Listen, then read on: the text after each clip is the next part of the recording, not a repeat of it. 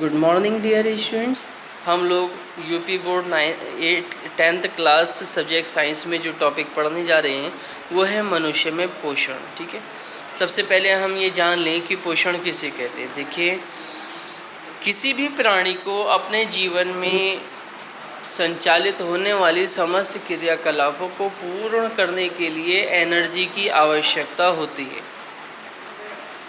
प्राणी के जीवन में संचालित होने वाली समस्त क्रियाएं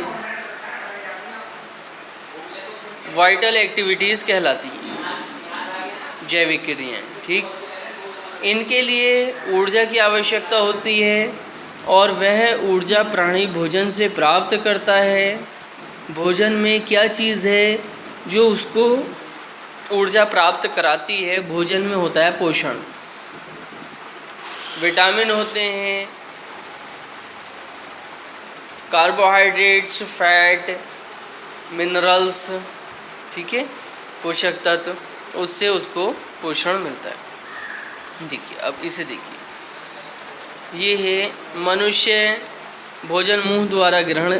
मनुष्य में भोजन मुंह द्वारा ग्रहण किया जाता है, यहाँ से यह आहार नाल में प्रवेश करता है। ठीक है, उसके पश्चात देखिए पाचन तंत्र किसे कहते हैं।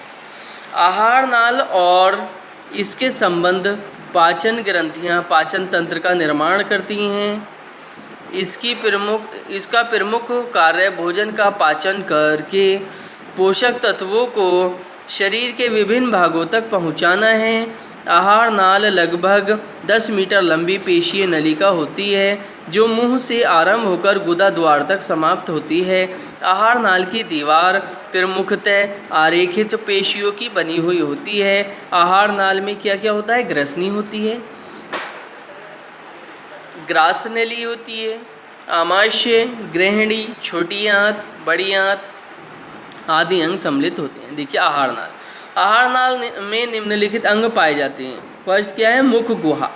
मुंह के दोनों ओष्ठ मुख गुहा में खुलते हैं। मुख गुहा दो भागों में विभाजित होती है, oral cavity and pharyngeal cavity.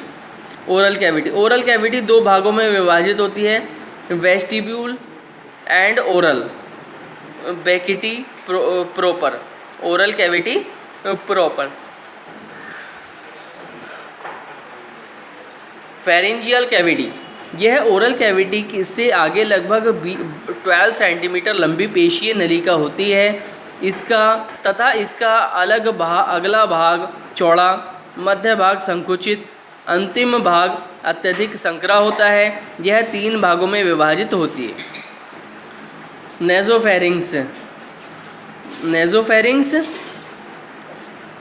ओरोफेरिंक्स and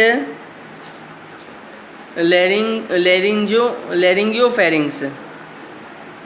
ठीक है, नेज़ोफेरिंक्स नासा गुहा के पीछे स्थित होती है। इसमें 3 भाग होते हैं। कौन कौन से 3 भाग होते हैं इसमें? ग्लॉटिस, गुलेट एंड ईसोफेगस, आमाशय, स्टोमक। आहार नली का पिछला सिरा थैले के आकार का होता है जिसे आमाशय कहते हैं। Next is ग्रहणी।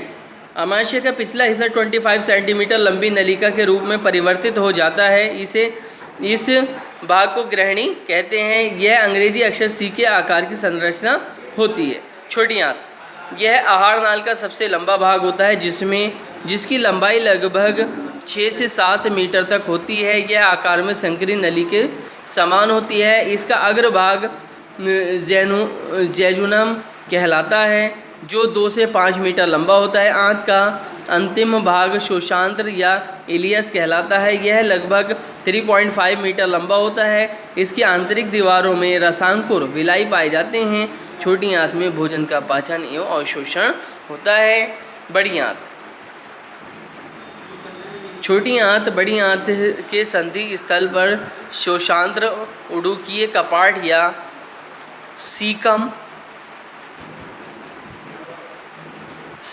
वाल्व, इलियोसीकम वाल्व होता है। बड़ी आंत का आरंभ यहाँ से होता है। बड़ी आंत की लंबाई लगभग 1.5 मीटर होती है। यह आहार नाल का अंतिम भाग है। यह 3 भागों में बटी होती है।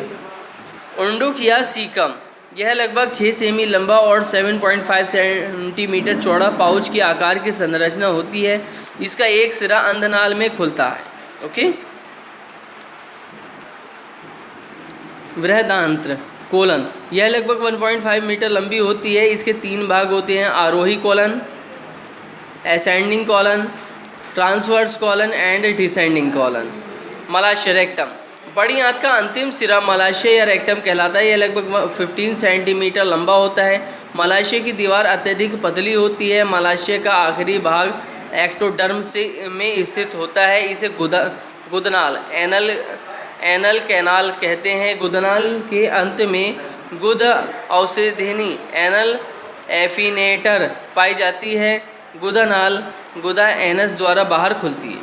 ठीक है, ये टॉपिक हमारा कंप्लीट हुआ। कल हमारा नेक्स्ट टॉपिक होगा नेक्स्ट क्लास में पाचक ग्रंथियाँ। ओके।